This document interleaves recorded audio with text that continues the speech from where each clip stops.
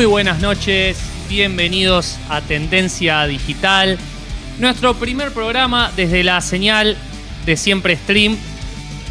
Y ahora le voy a dar la presentación a mi colega panelista, el señor Cristian Toscanini. Cristian, ¿cómo estás? ¿Cómo andas, Juan? ¿Todo bien? ¿Todo bien? Bueno, estrenando estudio, estrenando nueva hogar. señal, nuevo hogar, con diferentes temas de actualidad, de política, con invitados variados, que del cual ahora estaremos pasando a dar la presentación correspondiente a quien será nuestro invitado de esta noche, diputado nacional de 1987 a 1991. Fue uno de los creadores del peronismo de base, allá en la época del Cordobazo, y cónsul de Paraguay en el gobierno de Alberto Fernández. Con nosotros, también integrante del Grupo de los Ocho, José, mejor conocido como el Conde Ramos. Conde, ¿cómo estás? ¿Qué tal? ¿Qué tal? Muy bien. Bien, Juancho. Qué alegría tenerte con nosotros. Bueno, Conde. La alegría es mía. Sobre todo en esta tecnología nueva que se ha puesto tan de moda y la verdad que viene muy bien para el debate, para discutir políticas, para informarnos también. La verdad que estoy muy contento de estar acá. Bueno, Conde, contanos un poco cómo analizás esta actualidad política que venimos transitando y encarando unas nuevas elecciones nacionales. Bueno, no puedo...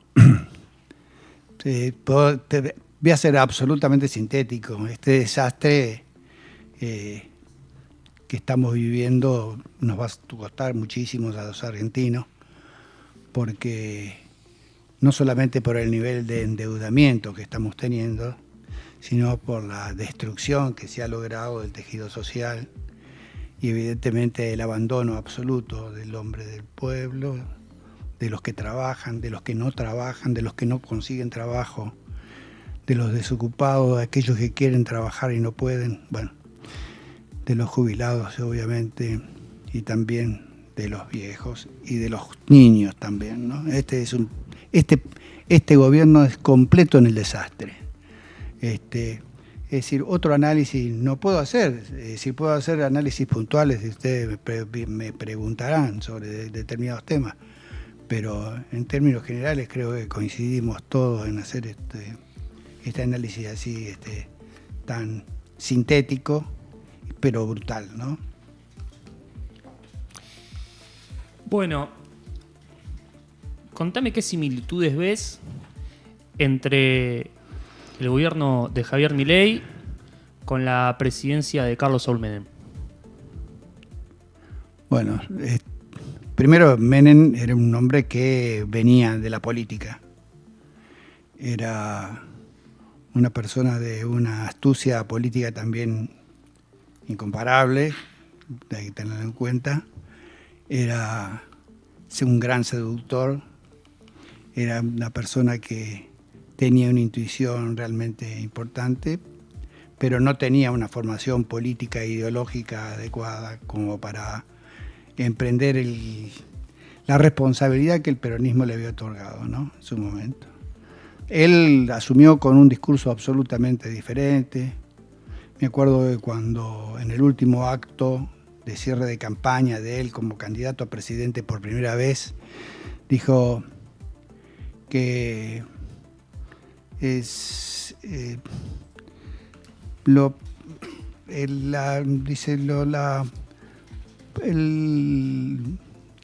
importante es que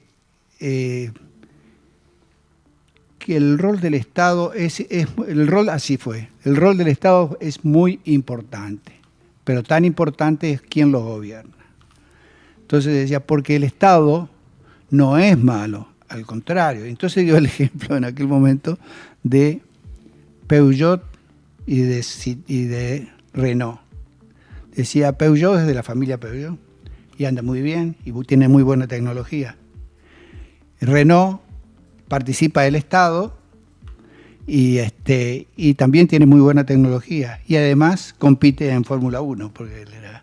Quiero decirte que en aquel momento con su discurso pro-estatista, es decir, además le agregaba el pleno empleo y y el salariazo, etcétera, parecía un discurso realmente dirigido a los que menos tienen y a los que más sufren y a los más débiles. Y fue todo lo contrario. Inmediatamente arregló con el Círculo Rojo, inmediatamente, y fue justamente lo que ellos necesitaban, porque solamente alguien que tuviera en aquel momento un liderazgo primario, pero importante dentro del peronismo, podía llevar adelante, es decir, toda esa política que ellos habían decidido hacerlo, que lo habían decidido hacer primero con los militares, y no lograron, no pudieron, en virtud de la guerra, ¿no? Pero estaba todo planificado justamente para que sea todo el programa de privatizaciones estaba ya listo. Y bueno, fue Menem el encargado de hacerlo, y justamente encontraron un tipo que había tenido mucha aceptación con las masas hasta ese momento. Luego, cuando comenzó a andar esa aceptación, comenzó a tener contras. Una de esas contras la tuvimos nosotros, el Grupo de los Ocho, que inmediatamente, es decir, lo enfrentamos. Yo en aquel momento creo que todavía no se había conformado el Grupo de los Ocho. El Grupo de los Ocho se conformó en diciembre del 89, y porque en diciembre del 89 entraron la mayoría de mis compañeros del Grupo de los Ocho. Y Menem asumió, creo que en julio del 89. A los 15 días, Menem nos pide a nosotros, en un desayuno en Olivos, de que lo acompañemos en dos leyes para él importantes, para el país importantes, decía él en aquel momento, que era la ley de emergencia económica y la ley de reforma del Estado. Yo ya en Olivos, yo ya sabía cómo esto funcionaba, porque yo era, a su vez, yo era secretario político del Consejo Nacional del Partido Justicialista, y además era secretario político del bloque de diputados. De tal manera estaba muy al tanto de todo lo que estaba pasando y todo lo que iba a ocurrir y la propuesta de Menem. Tal es así que habíamos ido a la mesa del bloque 5 días antes a Casa de Gobierno, y yo le planteé de que me parece que venía mal la cosa, que estábamos apuntando mal, y él me dijo: pero Conde, siempre diciendo pelotudes. Y bueno, 5 días después, cuando nos invita justamente al desayuno ese de trabajo, nos plantea ahí que lo acompañemos a la ley para aprobar la ley de reforma del Estado y la ley de emergencia económica, que ya estaba acordada con el radicalismo también, digamos, como parte, digamos, de esa gobernabilidad primaria que necesitaba Menem, y la había acordado ya con el radicalismo. De tal manera que fui el único que voté en contra de la ley de reforma del Estado y la ley de emergencia económica en aquel momento. Ya ahí en Olivos le dije de que no iba a votar la ley de reforma. Estábamos todos los legisladores, y yo pedí la palabra, le dije que no iba a votar la ley de reforma del Estado. Yo ya llevaba más o menos preparado el discurso o el verso. Le dije que no iba a votar la ley de reforma del Estado y que no iba a votar la ley de emergencia económica. No iba a votar la ley de emergencia económica porque estaban planificando la economía a sectores muy concentrados, que iba a haber un proceso de concentración nunca visto en la Argentina, que iba a quedar 8 millones adentro y 25 millones afuera.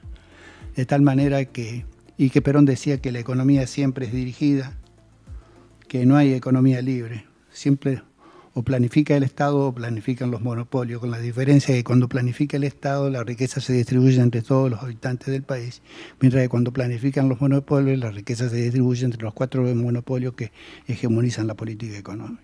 Entonces decía Perón en el 46, y yo justamente ya llevaba el discurso y lo parafraseaba a Perón. Y por tal razón no iba a votar la ley de emergencia económica. Y con respecto a la reforma del Estado, le dije que había seguido a pie juntilla cada uno de los pliegos de licitación, y en cada uno de los pliegos de licitación había un ilícito. Silencio total, me pegaban mis compañeros por abajo de la mesa, patadas en los tobillos, etcétera, etcétera. y que iba a votar en contra, iba a manifestar en contra de la amnistía, y que iba a manifestar también, porque habían muerto mis compañeros, habían torturado a mis compañeros y lo habían metido a usted preso también, presidente, de tal manera que no voy a votar, justamente para favorecer a quienes le han hecho tanto mal, no solamente a la Argentina, sino justamente han muerto, torturado y encarcelado a mis compañeros. De tal manera que tampoco, bueno, todo eso fue en ese discurso. Por supuesto, al otro día pasé a ser el peor de la clase. Fue bastante difícil porque nadie entendía que a 15 días de haber asumido Menem a alguien se le podía poner en contra, cuando en ese momento era Gardel y Lepera, era rubio y de ojos celestes. La verdad, yo llegaba a Entre Ríos y me decían que estaba loco y bueno, y todo ese tipo de cosas, todo el mundo, o por el estilo. Personas incluso que después estuvieron con nosotros, que no voy a dar el nombre ahora, pero muy importantes, me llamaron para decirme que me había apresurado, que había que darle de 6 meses. Yo le dije, no, 6 meses, y justamente ahora es cuando se está vendiendo el país. Entonces, dentro de 6 meses el país ya está vendido. Entonces, reuniones con compañeros muy importantes, que después se fueron antimenemistas a muerte. Bueno, después en privado les puedo contar quiénes eran. Decís, hay que esperar 6 meses y me suena como que esa película ya la vi.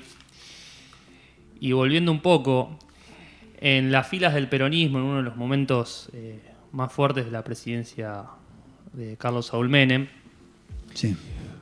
¿Cómo se te vio en las filas del PJ y cómo te tildaban en ese entonces? Bueno, yo era secretario político del Consejo Nacional y no dejé de ir ninguna reunión. Iba, a pesar de que si recibía... Te miraban de reojo. Me miraban de reojo, pullas, cosas por el estilo. Pero yo además en ese momento tenía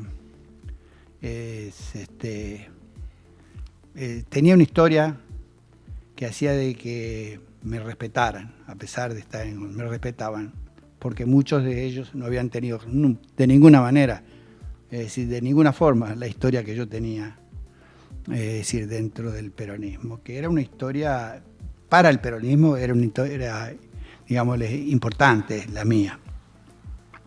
De tal manera que me respetaban y yo me hacía respetar en las reuniones del partido, pero iba igual. Iba y más aún, en una oportunidad estábamos reunidos en el partido, Menem Carlos había pedido licencia y había asumido Eduardo Duhalde la presidencia del partido, y estábamos reunidos y fue Dromi, y yo me enojé mucho con Dromi, lo eché del partido delante de todos, ninguno me dijo nada. Uno de los protagonistas de la reforma del Estado. Lo eché del partido.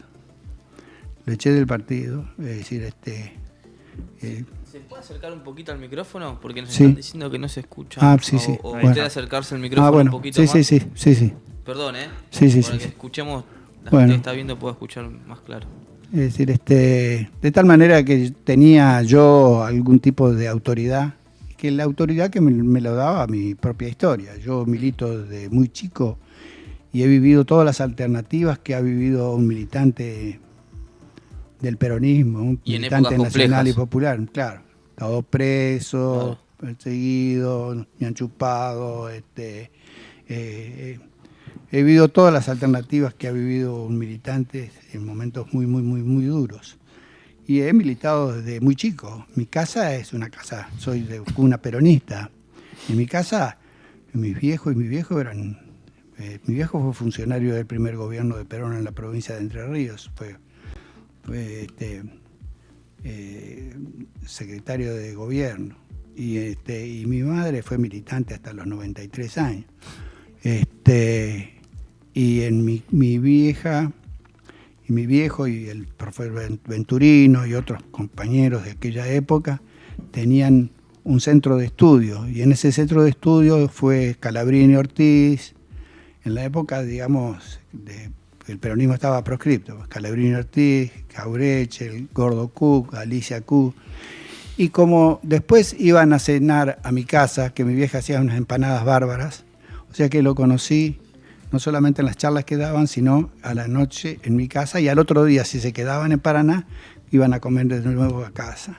Entonces lo conocí a Jauretche, a Cook, y a Cook, con Cook me entusiasmé muchísimo, me vine tras de él, digamos, cuando siendo muy chico, me vine tras de él, acá a Buenos Aires. ¿Fue como un padrino político o algo así o no? Y fue un tipo que importante, y ella, Alicia, era muy entusiasmada, digamos. Él era un intelectual, era un intelectual con toda la de la ley, ¿no? Pero un tipo interesantísimo. Y bueno, me quería bastante, ¿no? John William Cook. Sí. John William Cook lo tildaban de comunista en la época de Perón. Sí. Tal cual. Y cuando le preguntaron, él respondió: yo soy marxista y peronista. Uh-huh. Sí, bueno, es decir, nosotros hay un sector, digamos, que fuimos bastante influidos por John. Es decir, todo lo que fue el peronismo de base, la FAP. Reivindico a la FAP como organización armada porque fue la única que, es decir, cuando vino Perón dejó concretamente los fierros, ¿no? Es decir,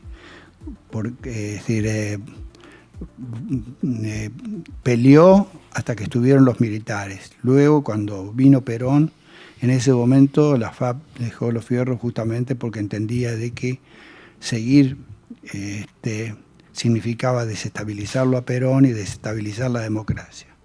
Los otros grupos siguieron y bueno, el resultado fue el que fue, ¿no? Nos contabas tus orígenes en el peronismo. ¿Cómo transitaste el retorno de Perón a la Argentina?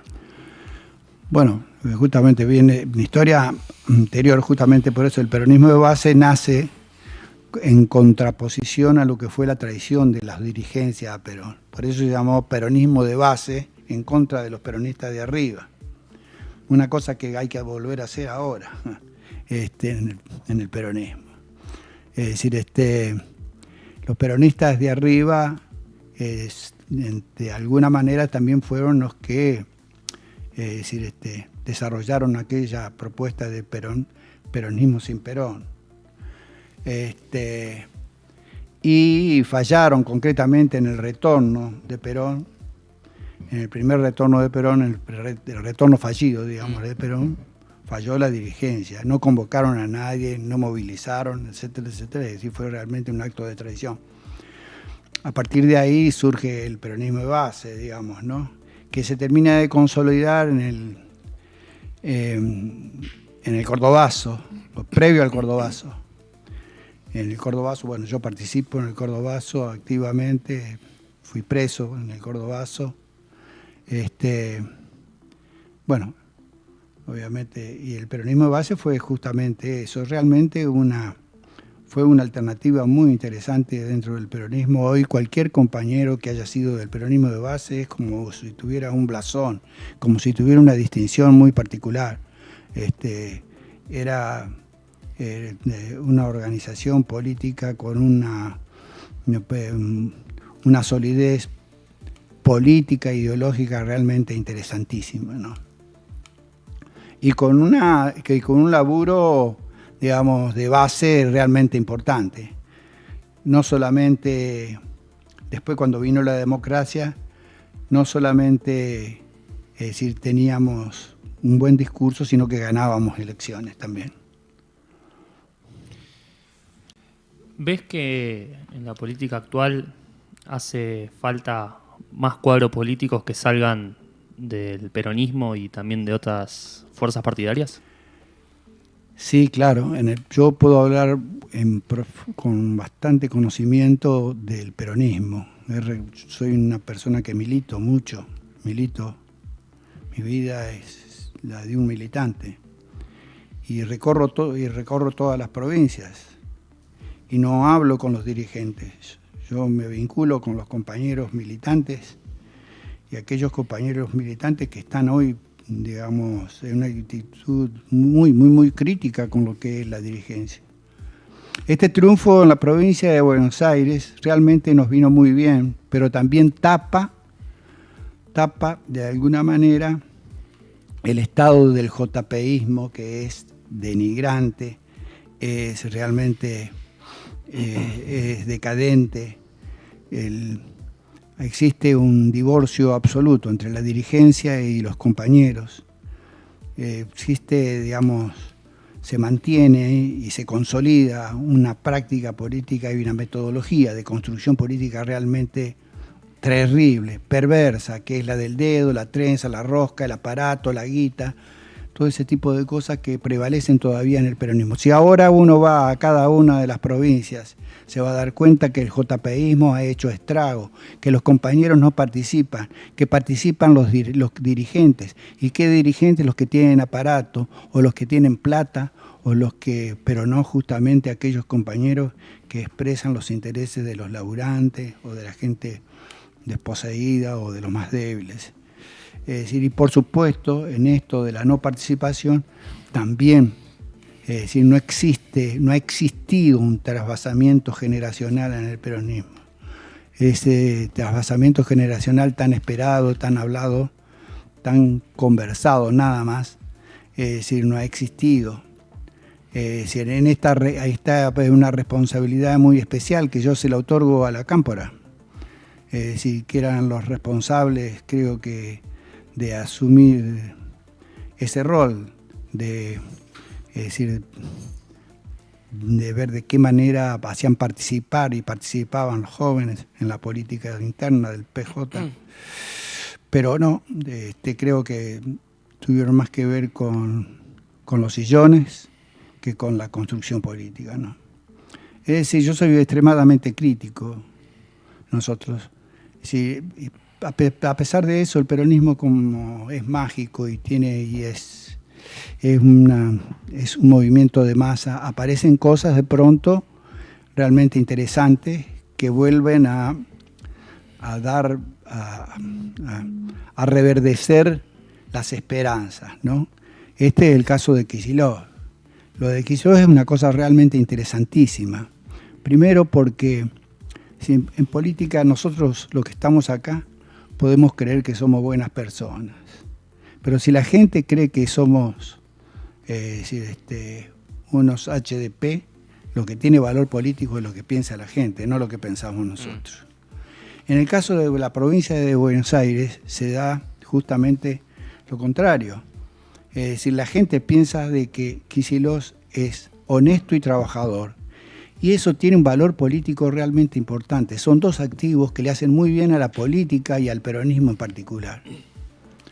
Pero, es decir, si eso va acompañado por una profunda, digamos, por una profunda reconstrucción de una metodología política, de construcción política, es decir, va a ser bueno. Si no lo hacemos, cometemos el grave error de tener justamente un buen cuadro que nos puede representar lo mejor del peronismo y lo mejor del pensamiento de Perón, pero decir, no acompañado de una estructura militante realmente importante como tendría que ser. Si nosotros este momento no lo sabemos utilizar correctamente, es decir, vamos a cometer el error de la historia en el peronismo, ¿no? Quiero reflexionar algo con usted, porque dijo un montón de cosas a las cuales adhiero, entiendo que son verdad, y desde chico, desde apenas militante, entendí que una condición sine qua non, por así decirlo, del peronismo era la de no solo empatizar con el tercero, sino hacerlo parte, que la doctrina o lo que entendemos como las ideas de Perón lleguen para todos y sean con todos. Este momento que transitamos como una especie de orfandad en la militancia, que se puede traducir también en una guerra de egos desde algunos líderes, por así decirlo, ¿Usted ve en Kicillof, por así decirlo, esa imagen que termine de unificar a gran parte del peronismo o entiende que tiene que ser aún desde otro lado? No, creo que Kicillof tiene una visión muy amplia, muy contenedora. Creo que es lo mejor que ha tenido el peronismo en mucho tiempo, en muchísimo tiempo. Es decir, tiene un buen discurso, tiene una muy buena formación política, ideológica, sabe exactamente dónde está ubicado, sabe la importancia que tiene el peronismo y la posibilidad de abrirse a otras fuerzas nacionales y populares como para hacer el gran frente nacional. Creo que él está absolutamente convencido que esto es necesario hacer un gran frente de todos, ¿no? Y más teniendo en cuenta la realidad, la actualidad en la que estamos viviendo, ¿no? Claro está. Es decir, por eso es un compañero como para cuidarlo en el buen sentido, ¿no?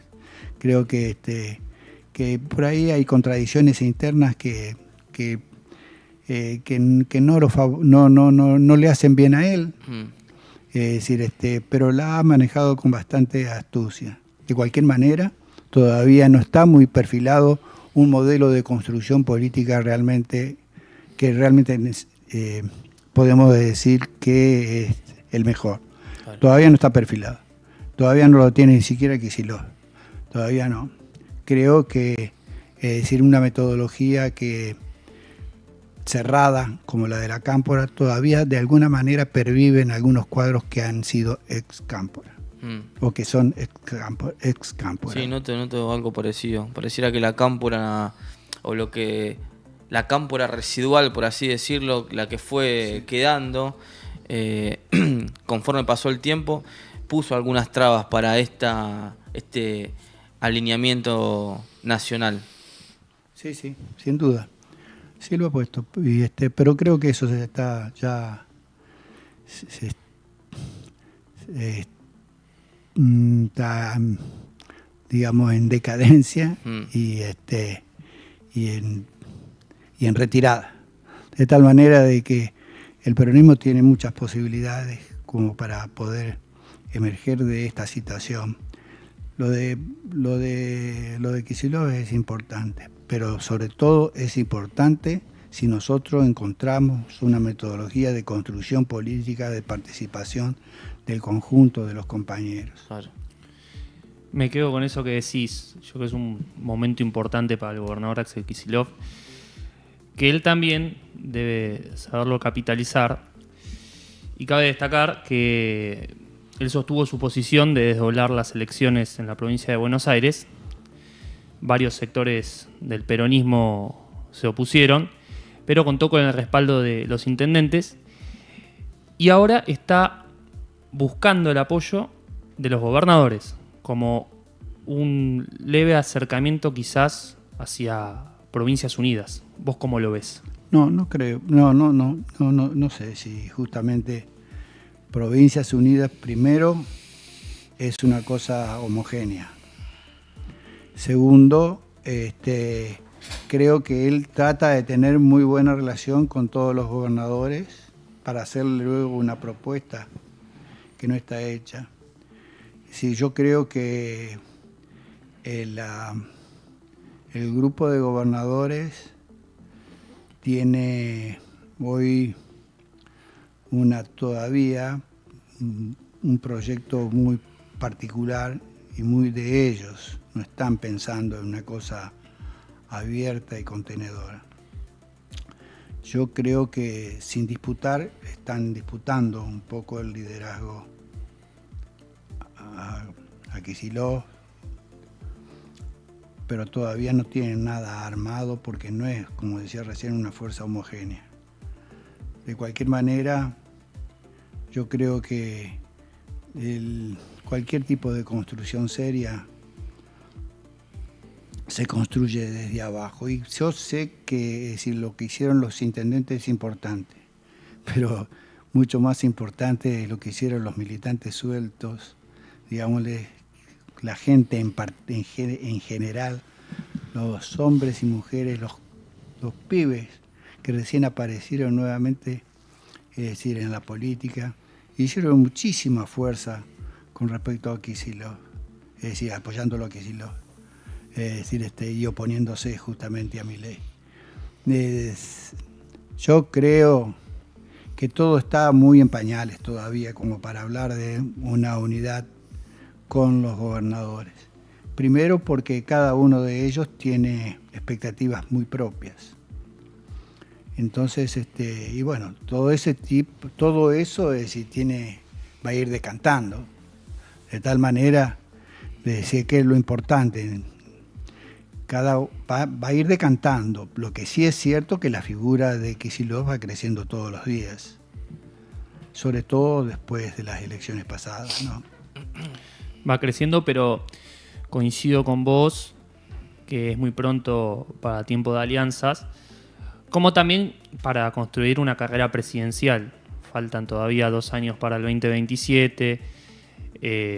Creo que él debe ser uno de los que permita ganar las elecciones nacionales en la provincia de Buenos Aires en el 26 de octubre.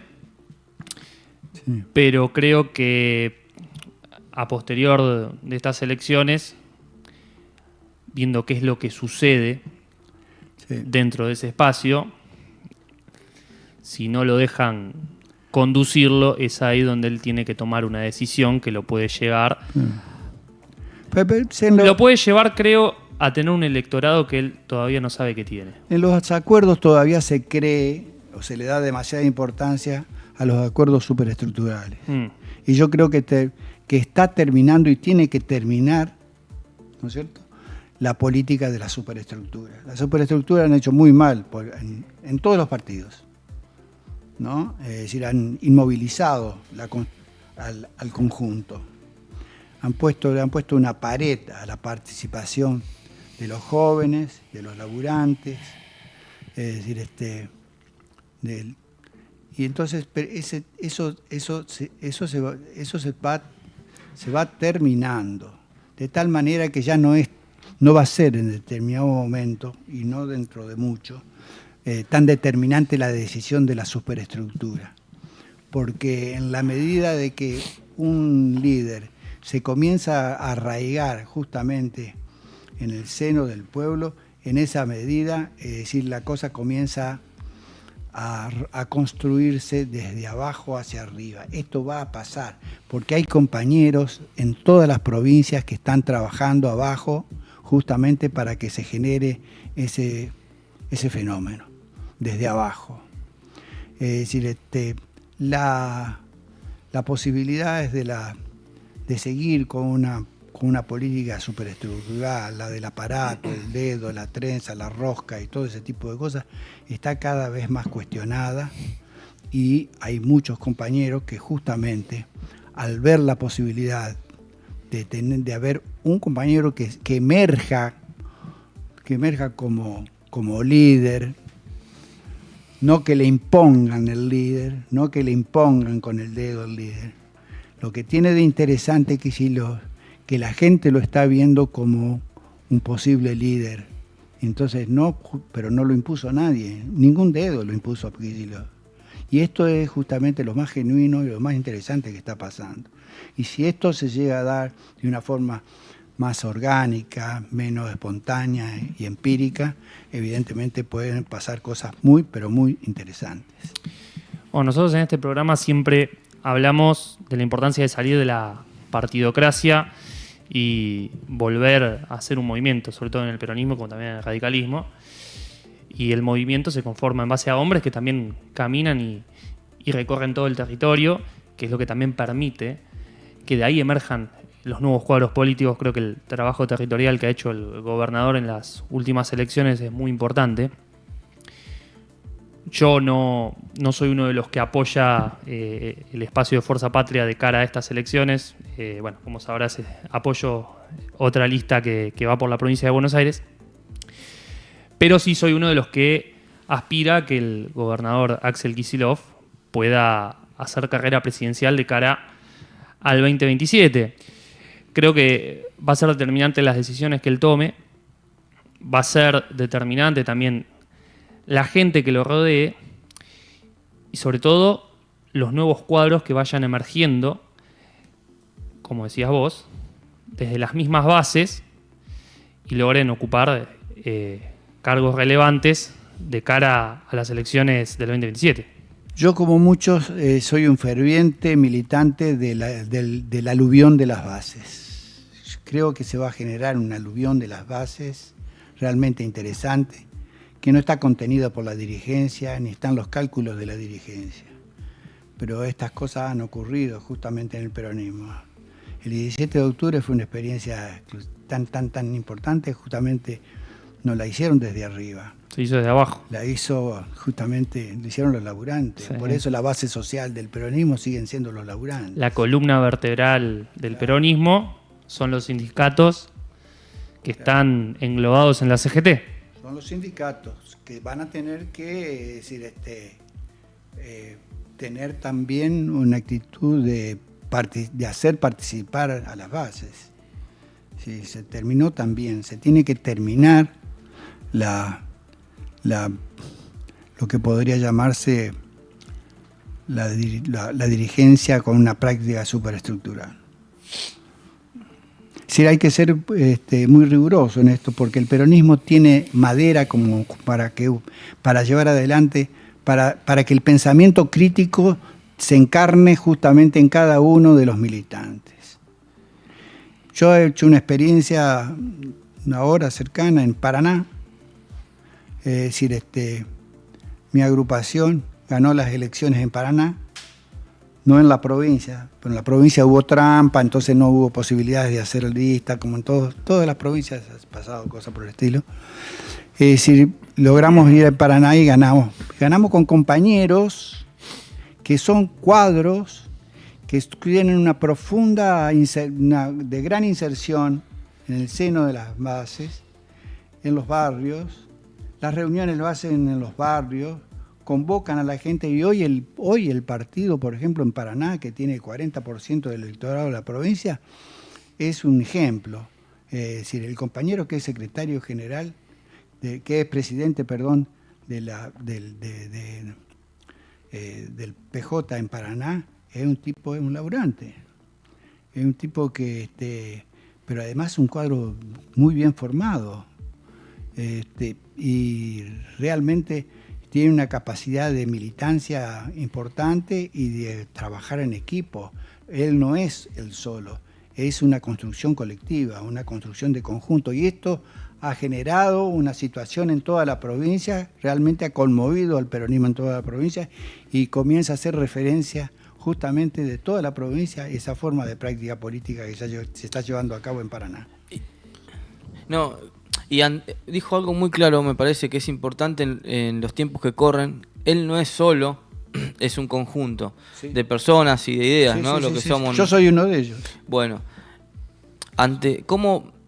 ¿qué percibe usted de esta actualidad donde pareciera que prime el individualismo, la política desde los egos? Ve usted, más allá de este grupo de personas de las que está hablando y de lo que recién nombró de Kicillof, ¿entiende o cree que puede ser un futuro esperanzador contra todo este aluvión que venimos atravesando de tanto individualismo por parte de La Libertad Avanza y algunos otros grupos políticos que integran también hoy en día La Libertad Avanza?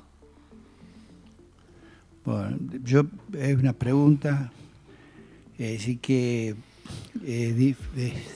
tiene para mí tiene una sola contestación. Yo soy un ferviente laburante de la construcción de bases. Yo fui justamente lo que decía Juancho hace un ratito, fui fundador del peronismo de base, claro, oponiéndome a los peronistas de arriba. Estuve en su momento en CGT de los argentinos, que expresaba, digámosle, también una alternativa dentro del movimiento obrero.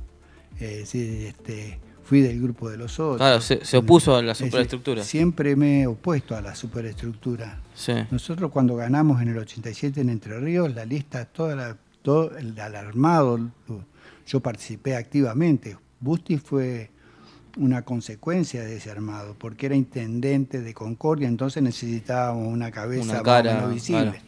Yo no podía ser gobernador en aquel momento porque estaba muy, digamos, muy tildado como guerrillero, cosa por el estilo. Claro. Entonces no podía ser, sí fue diputado, pero entonces lo buscamos a Busti. Y ganamos las elecciones de una forma que nadie podía creer que podíamos ganar, pero porque desarrollamos un trabajo abajo, es decir, hubo nuevos protagonistas y ganamos unas elecciones nunca vistas en Entre Ríos. En aquel momento votaron 120.000 personas, 120.000 compañeros. De los 120.000 compañeros, ellos creían que eran el aparato en todo sentido, creían que nos iban a ganar, nos iban a robar. Claro. Le ganamos nosotros, votaron 120.000, le ganamos por 1.800 votos. Y ahí fue gobernador Busti, yo fui diputado. Es decir, es absoluto, yo creo absolutamente en esa construcción. Creo absolutamente, no solamente como, digamos, como para tener una actitud contestataria, ¿no es cierto?, o testimonial, sino en concreto también para ganar elecciones. Sí, seguro, la forma de transformación. Sí, no hay otra alternativa, no hay otra posibilidad para construir algo serio que no sea con el conjunto. Construir desde arriba para abajo está claro de que no sirve. Que no funciona. Alberto fue una expresión de esa construcción de arriba para abajo. Es decir, y no sirvió no por Alberto, porque no sirve esa construcción política. Porque esto es lo que me preocupa hoy. Si nosotros el triunfo que hemos tenido con Kicillof tapamos los errores que seguimos cometiendo, cometemos un grave error. Creo que nos tenemos que dar cuenta de que tenemos que hacer una revolución interna para que logremos la participación de los jóvenes, para que logremos la participación de los laburantes, para que participen aquellos compañeros que hasta ahora han sido excluidos de la práctica política. Como integrante del grupo de los 8, nombrame sintéticamente un poco de cada uno de los que integró ese bloque. Bueno, Germán Abdala, Chacho Álvarez, Juan Picafiero, Moisés Fontela, estaba también allí Caviglia, no sé si me acuerdo, también estaba D'Alessandro, padre, no hijo, de padre, que había sido un compañero que venía de una práctica política realmente importante, de forja, de tal manera, es decir, constituyó un grupo bastante interesante. Juan Picafiero también. Juan Picafiero también. Sí. ¿Y cómo era Germán Abdala, Chacho, Juanpi? Bueno. ¿Cómo eran? Brunati también estaba ahí, ¿no? Brunati también. Brunati, un gran compañero. Bueno, yo con el que mayor coincidencia tenía siempre en todas nuestras reuniones, que eran casi diarias, era con Germán. Eso le pasó a todos tenían, porque Germán tenía un imán realmente interesantísimo. Muchas veces, si los 8 íbamos a dar charlas, por ahí generalmente íbamos 3, iba Chacho, Germán y yo. Cuando hablaba yo no pasaba nada, cuando hablaba Chacho sí pasaban cosas porque era una persona que tenía muy buen discurso, pero cuando hablaba Germán se lo metía todo en el bolsillo, realmente tenía Era un buen orador. No solamente un buen orador, sino tenía una calidez y una... Carisma también, sí, carisma. Y el carisma acompañado de una gran formación política e ideológica, sobre todo ideológica. En cambio, Chacho, desde el punto de vista ideológico, no era tan profundo como lo era Germán. Bueno, yo estoy en ATE y Germán fue uno de los que recuperó el sindicato junto con Víctor de Genado por la lista verde Anusate, que le ganó las elecciones a Juan Horvath, que fue cómplice de la dictadura y demás. Y muchos destacaban que Germán Abdala era una persona que recorría los sectores de trabajo, iba a los hospitales, hablaba con las enfermeras, un tipo que tenía una llegada tan profunda a la gente que se ponía a escuchar, entre mate y mate, escuchaba, había como resolver una problemática en algún sector de trabajo. Y también fue uno de los grandes opositores al gobierno de Carlos Saúl Menem, junto con Víctor, en un momento en el que también se conforma el MTA, encabezada por Hugo Moyano, y también cuando estaba Saúl Ubaldini en la CGT. Sí, nosotros hacíamos reuniones conjuntas con Víctor, con Cayo Ayala, con Mari Sánchez, permanentemente, lo hacíamos en ATE a las reuniones, los 8. Aparte, yo viví todo lo que fue Anusate, porque nosotros en el 87, cuando ganamos en Entre Ríos, ganamos también Víctor y Germán, nos dieron el apoyo logístico que no teníamos, éramos unos pobres gauchos nosotros, y ellos nos dieron una mano, justamente para que ganáramos las elecciones en Entre Ríos.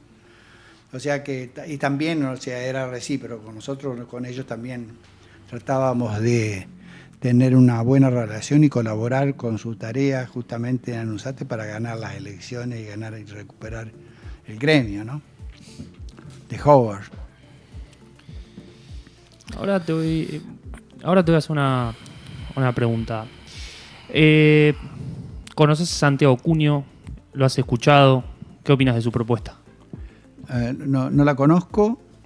No la conozco su propuesta. Habla de democracia confederal. Sí, la verdad que no la conozco. Ese es un título. No sé exactamente cuál es el desarrollo de ese título. ¿Pero lo has escuchado? ¿Has visto notas, sí. programas? Me parece una cosa que puedo encontrar en cualquier otra persona. Me parece un tipo inteligente, de una verba realmente agilísima, pero no sé si coincido con él políticamente. No, me parece a mí, no he hablado nunca con él. Me parece no coincidir en su metodología o más que todo en su impronta, digamos, ¿no? Sí. Es una persona más bien misteriosa. Llega a la denuncia, pero a la denuncia verbal, no profundiza. No he encontrado hasta ahora ninguna denuncia que tenga justamente, digamos, que haya prosperado en la justicia por parte de él. De tal manera que sus denuncias me parece que llegan hasta ahí nomás. Es como si fuera una denuncia de apriete, nada más.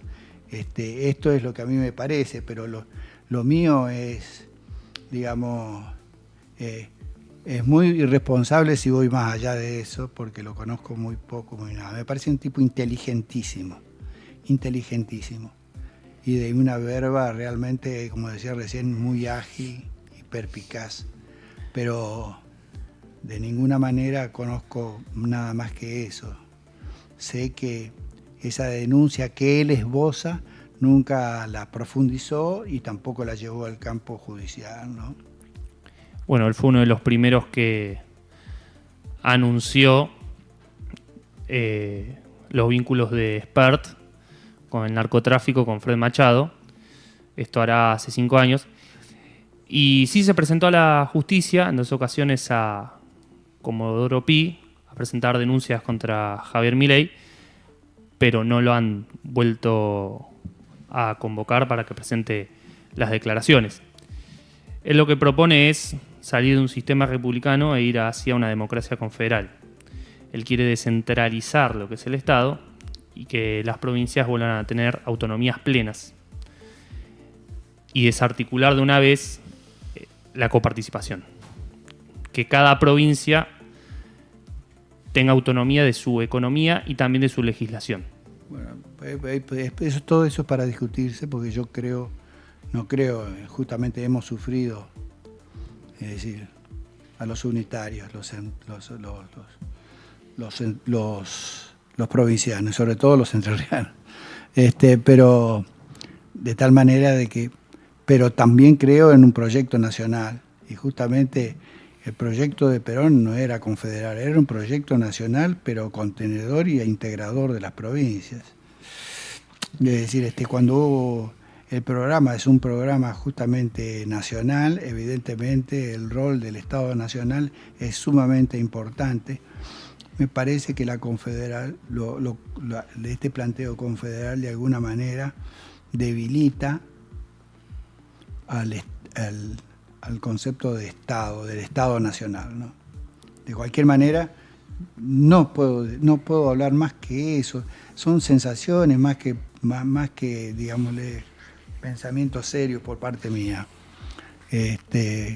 Sería muy irresponsable seguir hablando de esto para mí.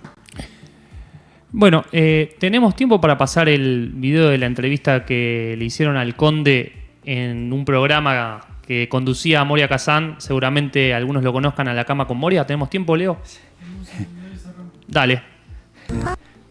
Tan delirada, tan volada, tan alucinada, que me encantaría que apareciera en mi cama un príncipe azul. Bueno, un príncipe azul o de cualquier otro color, tampoco la pavada a esta altura, ¿no? No. Un príncipe no, Moria, pero... José Ram, con un conde. ¡El conde! ¡Qué bárbaro! ¿Cómo te va? ¿Cómo estás, José? Bien, Ponete querido. cómodo, mi vida. Se me hizo el del grupo de los 8, el conde Ramos. Me siento una mezcla de Lady Di con Wally Simpson. Todo junto. ¿Cómo estás, José? Bien, re bien, muy Te contento voy a de decir- estar con vos. ¡Qué suerte! ¿Te querés poner cómodo? Estoy bastante Ah, sí, apoyate como Mejor, quieras. como más dice. Pero todo brutal, qué divino. Se vino así con campera, super sport, qué canchero. Me dijeron que te dicen Campera el de cuero conde infaltable. porque una vez hablaste con Manuel Belgrano. Por supuesto, no entendí nada. ¿Me lo podés explicar? No, justamente sí, con Manuel Belgrano era un rector que nosotros teníamos en el colegio en Paraná. Yo soy entrerriano. Ay, qué divino, entrerriano. Amo a la gente de Entre Ríos. Bueno, y entonces nosotros habíamos tomado el colegio en aquella eventualidad porque no lo queríamos al rector que estaba antes. Mira, o sea que desde chiquito eras... Y como siempre, sí, Qué era bueno. presidente del centro de estudiantes secundarios ¿sí? en aquella oportunidad. Habíamos tomado el colegio, era de noche, y llegó el rector interventor, que era de acá de Buenos Aires, y se llamaba Manuel Belgrano. Mira vos. Y dijo, buenas noches, yo soy Manuel Belgrano. Entonces nosotros dijimos, encantado, José de San Martín, y así nos presentamos. Qué divino. Y decime, ¿te quedó el seudónimo para siempre? Sí, él justamente me lo puso. Ya está. Él me puso conde, era además profesor mío, y cada vez que entré me había agarrado de punta. Te había agarrado de punta. Escuchame una cosa, Decía, yo que pienso... pase el conde, y entonces me quedo conde. Yo pienso que todos nos sentimos un poco influidos por el nombre que tenemos, ¿no es cierto? ¿En qué aparece la condición de conde en tu vida diaria? Bueno, yo evidentemente con las mujeres tengo mucho éxito, justamente porque creen que soy un conde. Después se lleva una desilusión tremenda. No me digas. Por eso te comportás... Soy un como- pobre gaucho. Ah, Al final. pero vos te comportás en situaciones privadas como un noble. Sí, en eso sí. Ah, no me digas. Sí, soy un noble rendidor. Ah. Como la yerba. Mirá vos, o sea que rendís bien, Ramos, vos. Sí. Mirá vos. Me Entonces, defiendo. ah, bueno, está bien. Como Ramos esconde, me gustaría averiguar qué esconde Ramos. ¿Me dejás que te explique un poquito? Más que explicar, me gustaría que me encuentres. Bueno, yo te quiero decir, no me digas que un conde visita a una dama y no le lleva ningún obsequio. Este es el regalo. Me trajiste, no. Un bolso ya tengo, conde. No es un bolso, es algo para tomar. Ay, y champagne. No, Ah, ¿qué? No. Vino blanco. No. Un licorcito. No. Es algo Ay, que me trajo... es el- excitante. Es Ah, mate. Bien. Mate entrerriano. escuchame, vos qué querés decir, tomamos mate o... Yerba hay. O compramos. ¿O qué compramos? Bueno, Conde, ¿algo para el cierre? No, que ese es el único toque frívolo que he tenido en mi vida. Y me da vergüenza verlo. No, lo último que puedo decir es que en el peronismo es una cosa increíble y que van a pasar cosas también hasta ahora no vistas. Va a haber una revolución interna, pacífica, pero activa, donde van a participar los jóvenes y los trabajadores y aquellos que no han tenido posibilidades de participar hasta ahora, los excluidos. Sí, va a haber una revolución interna, que yo le llamo el aluvión de las bases. Cris, ¿algo para el cierre? No, nada, quería destacar un poco esto que sucedió. Extraditaron a Fred Machado hoy, hace un rato nomás. Karen Reichard va a encabezar la lista Karen en Reichard. reemplazo de Spert. Van a tener que militar una vedette. Esto que veíamos a una recién, van a tener que militar una vedette. Nada, me quedó un videito que lo pasamos la última semana que viene. Dale. De Estamos Abdalá corto de tiempo. Bucaram, el presidente de Ecuador, que cantaba, que lo inhabilitaron por ¿cómo se llama? Limitaciones psiquiátricas y bueno, me parece que acá estamos parecidos a algo, vamos por ese camino, me parece. Sí. Cantaba Figuero también. Muy buenas noches, gracias por sintonizarnos, nos vemos el próximo martes.